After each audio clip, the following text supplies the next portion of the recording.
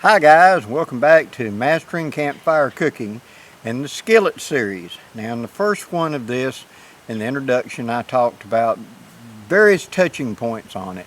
And I'm going to elaborate more on that. And then the video where I did the cooking of inside the skillet of a steak. Okay, I've already done that. Now I want to bring you up to speed on how to cook with the skillet. Now that sounds contradictory, but it's not. Okay, the first thing you have to understand is that a skillet of some shape or form, some material, if it has no sides to it and it's very, very shallow, we call it a griddle. Not a grill, a griddle. Okay, it's normally for cooking meat, searing stuff like that, pancakes, etc. It is in essence a short griddle, excuse me. Okay. On the other hand, if it has tapered side walls, and if it has a little pour spout, like you see right there on that point, then that is classically what we call a skillet, because you're going to make sauces, gravies and stuff. You're going to cook in this, and then the leftovers you're going to render into something else like gravy, and having that pour is very handy for that. If the walls of it are just vertically straight up, that's called a roaster. And if it has a flat lid that goes on it, we called them back in the days chicken cookers, because you could bake in it, you could cook in it, you could fry in it, and it was two pieces that worked together to be part of a team. Now, the whole idea of the skillet is to be a small micro griddle, a grill, a saucepan, a shallow pot, all of the above. And we're going to touch on each one of those in this series. If you've never done cooking, and I understand that everybody's like, come on, let's get on to start talking about recipes. That's going to be plenty of that coming. But I'm going to approach this series as if you've never had an opportunity to cook. You don't know how to cook. And so I'm going to do my best to teach you. Okay? So, you have selected your skillet that you're going to be utilizing. Of course, I always recommend you start practicing at home, because the cooking within this utensil, okay, how you actually cook the spam, how you actually cook ham, how you cook bacon, how you cook, etc. And we're going to deal with each one of them a little later on in depth. We're going to start with bacon. How you do it in here, okay? At home, you have heat that you can control. Even if you've got an apartment and all you've got is a hot plate, you can control the heat. And so it gives you a real advantage.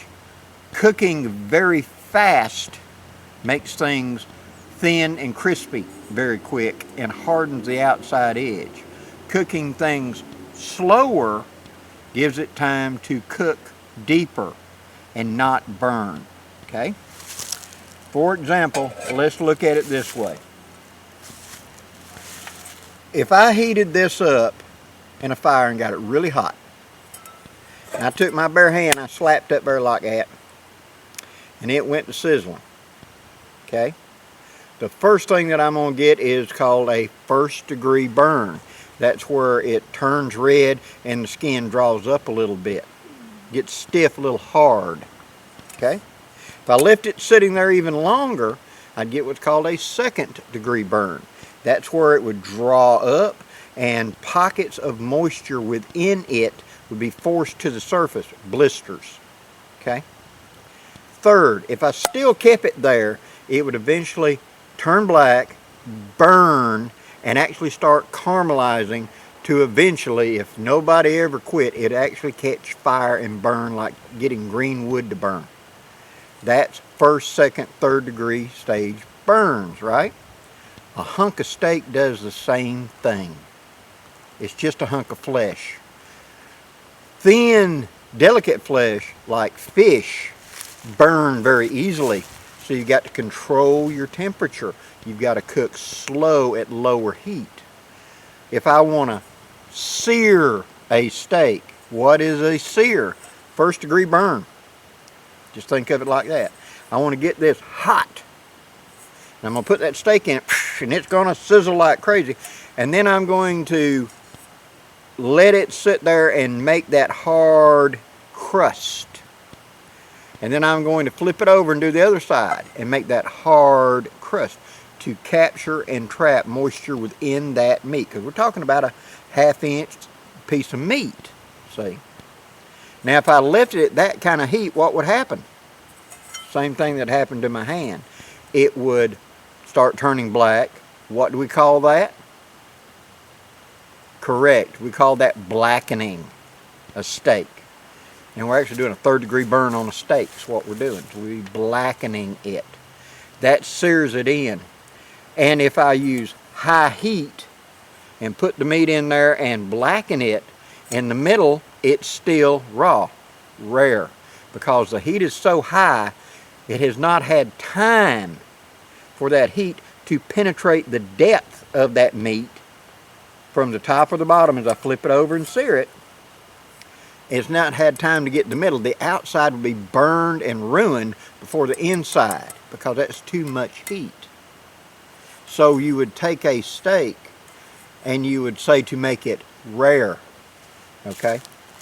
You'd get the skillet hot and you'd put it in there and you'd sear it like that 1st degree burn. You'd flip it over, sear the other side to seal it up. And then you would move the skillet off of the heat a little bit or turn the heat down at home and let it cook slower now. Now we've got the outside edges sealed up. They're seared, just like you'd sear your hand on that thing right there. And therefore we've sealed it up. We've got it now where it's trapping those juices. They're not just running out. See, as the warmth, the heat goes into the meat, causing the liquid within it to get closer and closer to the boiling point, causing it to expand and come out as steam, thus making dry meat. We want moist steak. So we would put it in there like that, put it on heat to sear it, and then we'd come down in the heat to cook it to where we want it.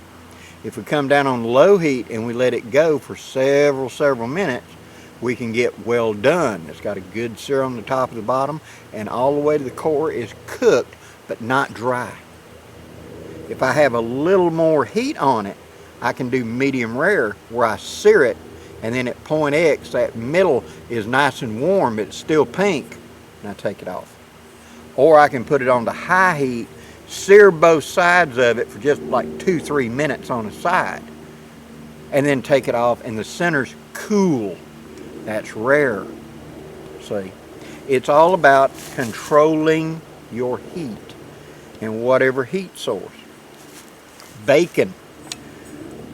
Bacon is a prime example of a thin little piece of meat that you put in there and it starts cooking, and what happens?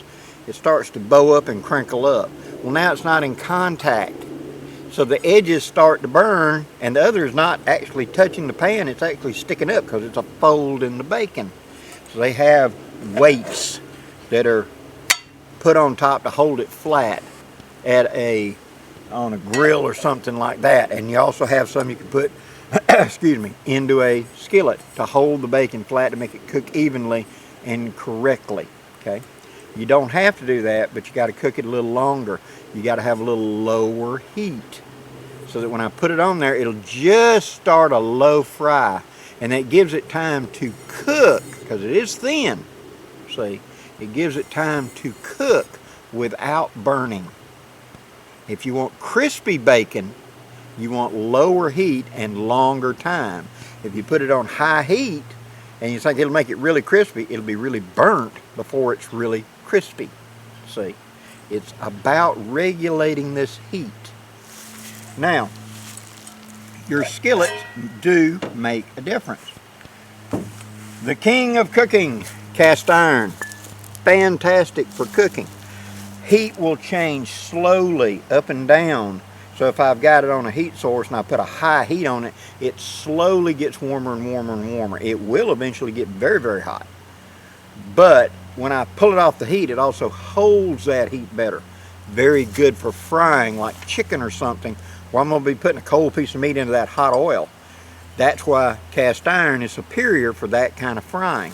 It means you can do it in other kinds, but you got to understand the weaknesses and the strengths. The sheet steel skillets, the cool handles, very light to carry camping, great things. But heat changes quickly in this, so you got to be very good at regulating your heat.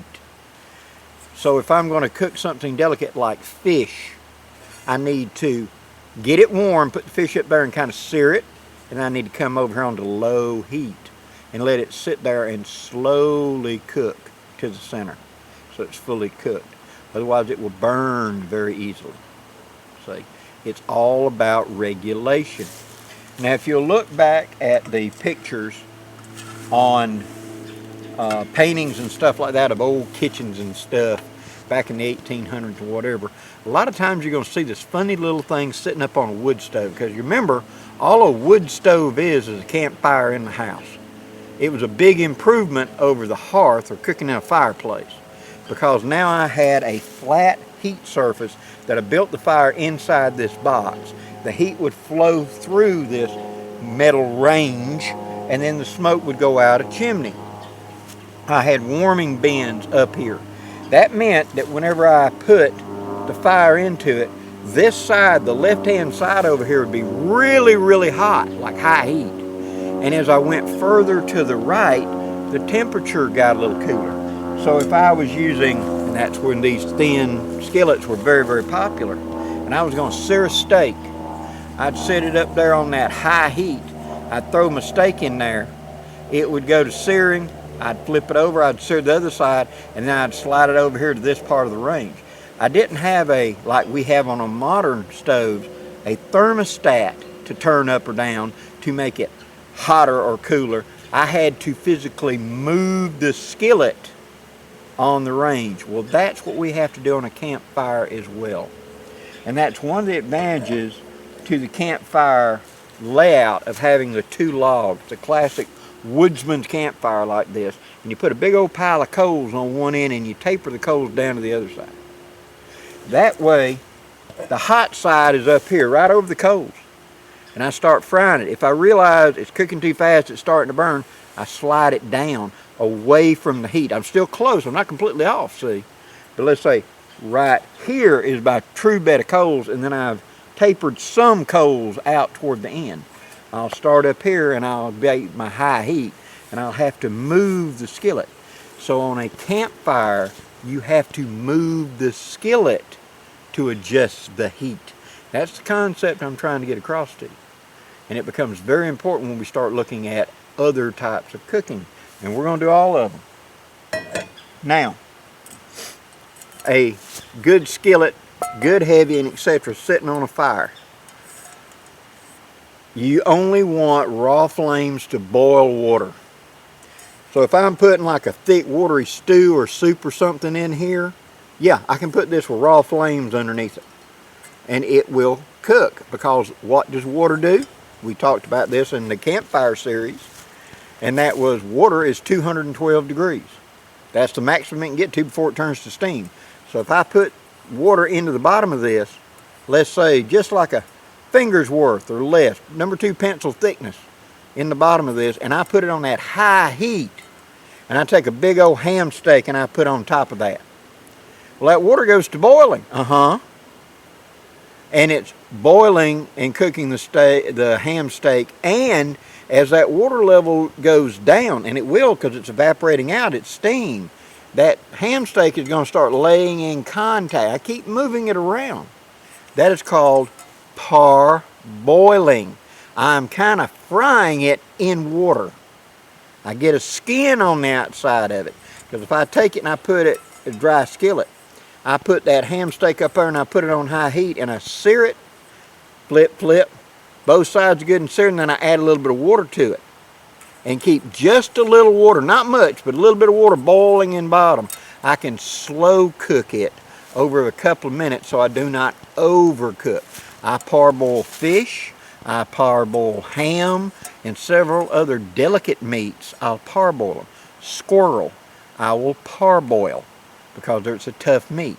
So I'll kind of boil it in here and then let the water run out and introduce oil and fry it. That is parboiling. And it's just a technique to keep from burning it by using your heat and your temperature. Now, in the next video, we're going to be cooking bacon. And that'll be coming very soon. Bacon is one of the things everybody wants off a campfire. So if you don't carry anything else to cook, you're going to carry bacon. And so we're going to talk about tips and tricks with bacon. But understand that whenever you're using a skillet on a campfire or whatever, it is going to get sooty and dirty. That is just a fact of life. And if you're one of those people that are really, really particular about your gear, coat it with soap to begin with. That'll make it easier to come back off. I don't care if it gets a little black, okay? But you're going to want some sort of cover.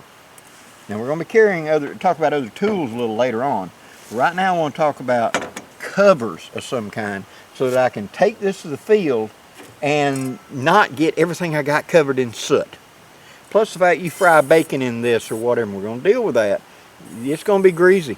So even when I clean it out with a paper towel and it's clean and everything else, I don't want sand and grit and stuff as I'm taking stuff in and out of my rucksack or whatever getting in here. So when I get to my camp and I'm ready to cook, I'm tired, I don't want my skillet to look like it's full of sand. You know what I mean? I want to protect it. So you need some sort of cover. Now the advantage to this Pathfinder one with that folding handle is that you can easily lock it in position. And SRO has a bag for it. And I picked up one of these bags.